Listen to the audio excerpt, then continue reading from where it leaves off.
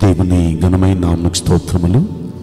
ఈ వాగ్దానం వింటున్న మీకందరికీ మన ప్రభువును ప్రియ రక్షకుడైన యేసుక్రీస్తు నామములో శుభములు, మా హృదయపూర్వకమైన వందనములు తెలియచేస్తున్నాం.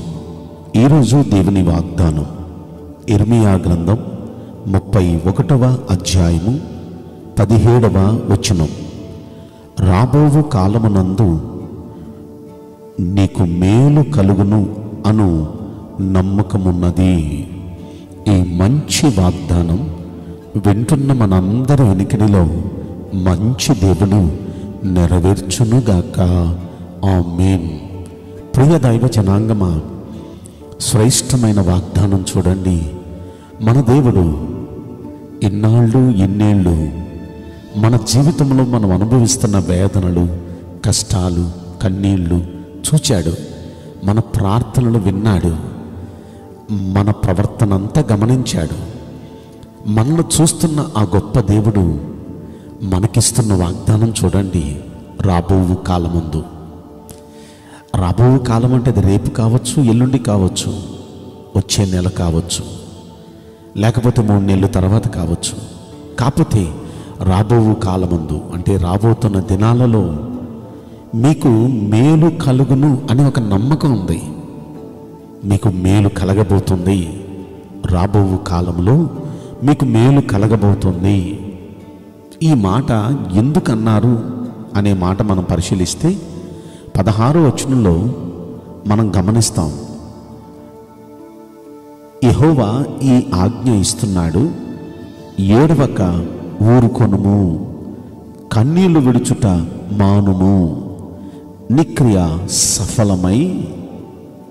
ఒక్కసారి మనం ఇక్కడ ఆలోచిస్తే, ఏడవద్దు, ఊరుకో, కన్నీళ్లు విడవటం మానేసి.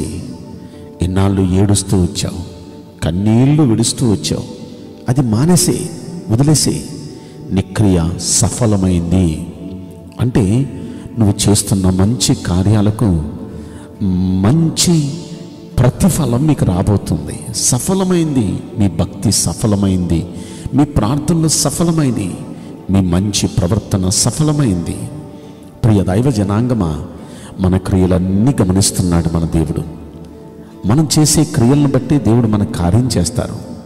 కొరింథీయులకు రాసిన 2వ పత్రికలో 5వ అధ్యాయంలో 10వ వచనంలో ఏం రాయబడి ఉందంటే, తాను జరిగించిన క్రియల చొప్పున అవి మంచివైనను సరే, చెడ్డవైనను సరే, దేహముతో జరిగించిన వాటి ఫలమును ప్రతివాడు పొందునట్లు మనమందరము క్రీస్తు న్యాయపీఠం ఎదుట ప్రత్యక్షము కావలయను.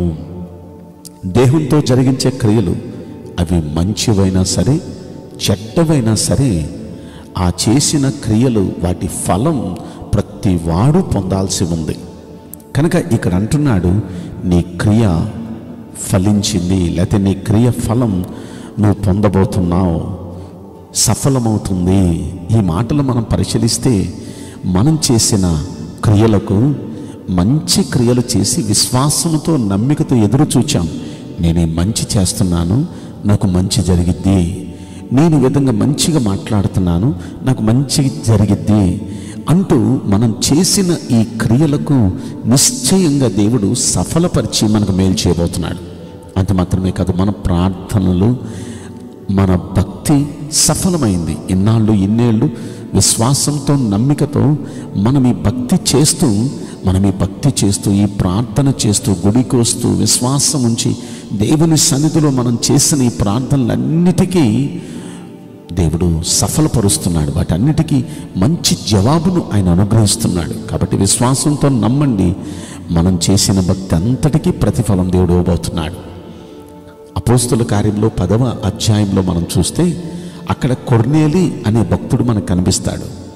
ఈ కొర్నేలి అనే భక్తుని దగ్గరికి దేవదూత వచ్చి, నువ్వు చేసిన ధర్మకార్యాలు, నీ ప్రార్థనలు జ్ఞాపకార్థంగా దేవుని సముఖానికి చేరిని, అందుకే దేవుడు నన్ను నీ దగ్గర పంపించాడు. మనం చేసే ప్రార్థనలు, మనం చేసే సత్కార్యాలు దేవుని దగ్గర చేరతాయండి. ఖచ్చితంగా వాటన్నిటికీ మంచి ప్రతిఫలం ఇస్తాడు. కనుకనే ఇక్కడ అంటున్నాడు, మీరు చేసిన భక్తికి, ప్రార్థనలకి, మంచి కార్యాలకి మీరు మేలు ప్రతిఫలంగా పొందబోతున్నారు. అది ఎప్పుడు? ఇక రాబోతున్న కాలంలో. మరి ఇది ఎన్ని రోజుల్లో దేవుడు చేస్తాడో నాకైతే తెలియదు, కానీ విశ్వాసంతో నమ్మండి. ఈ వాగ్దానం వింటున్న ప్రతి ఒక్క జీవితంలో, ప్రతి ఒక్కరి జీవితంలో, ప్రతి ఒక్క కుటుంబంలో మంచి దేవుడు మంచి కార్యం జరిగించబోతున్నారు, మేలు కలగచేయబోతున్నారు.